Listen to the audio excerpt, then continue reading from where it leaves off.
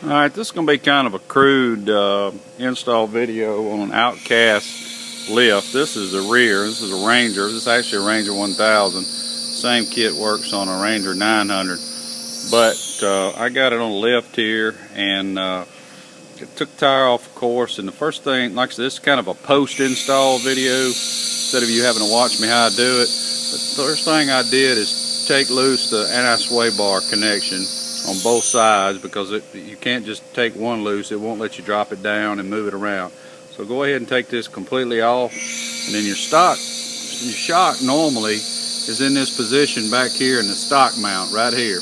Alright, and just an FYI, on a Ranger you got two positions you can move the shocks for. One for heavy load out here if you're going to haul heavy stuff, or back here it rides a little lower and rides a little better.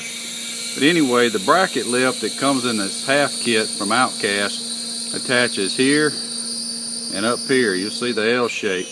Alright, now one of the things that I had to do, because my spacer just wasn't right, I don't know if my bracket wasn't right in the factory or what, but I used one of the included washers in there with a spacer to get it right. Another thing you'll notice is that these brackets are designed, one to go on the outside and one to go, and I apologize about the light, but one to go on the inside. I'll zoom kind of in and you can see that. So one goes in, one goes out, and then so you mount them with supplied bolts, and then put your shock down in the lower deal and put the stock bolt back in it.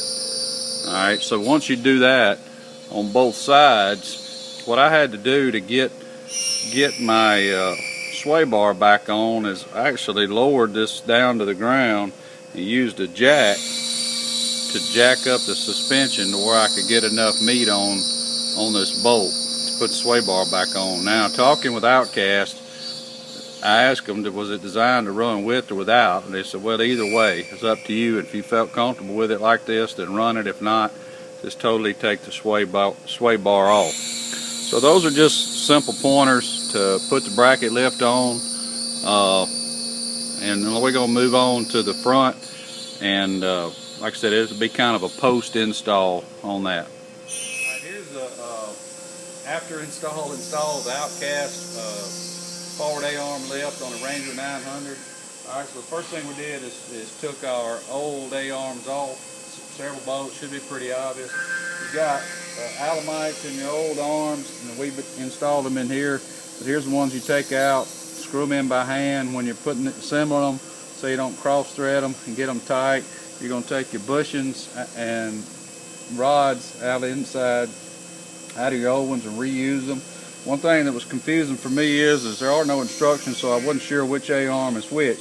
But notice right here on this top one that the angle of this shock bracket is angled back towards the rear of the vehicle, so that's going to denote this is be left front. And so, like I said, you got to look at that to decide which top one. On the bottom A-arms, should be obvious, the ones that move the whole deal forward. Now, moving up to the top of the shock mount, when we took the shock out originally, it was in the back location in the back, and I moved it to the front location for the part of the lift. All right, we replaced our stock tie rod end with this heim joint.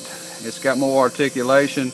One of the things is the cotter pin that goes in the stock when there's not enough room for it, so you'll be relying on this lock nut to keep it tight. Also, thing we did here is we wire tied our brake lines. I probably could use some heavier wire ties, and moving around to this wire tie, we didn't get it tight. You can see we didn't get it tight because we was just trying to keep the brake line away from the axle here.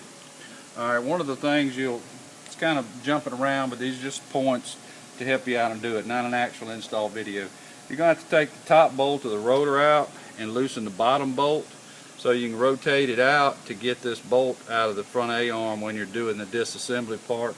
And of course, you're going to take the bottom one out on the bottom. So these are just points that you may or may not know about this A-arm kit to work them out. And the last thing that we've got to do is get the tires on and set it on the ground and then do an alignment. And just a quick way I do alignment, I didn't say it's right, is I've got a long square tube and I'll line it up on the tires and then adjust my tie rod to get my tires right. And I usually go about an 1/8 inch toe in on the alignment, and then tighten your jam nut up on the tie rod end, and you're good to go. FYI on adjusting this, I usually take these adjusters, heim joints, go ahead and screw them on the tie rod a good ways, leave the nut loose, and then you can actually take the back end here and turn it, because it's a ball socket on this end, and you can just turn it and adjust it accordingly without taking it loose from the outside end.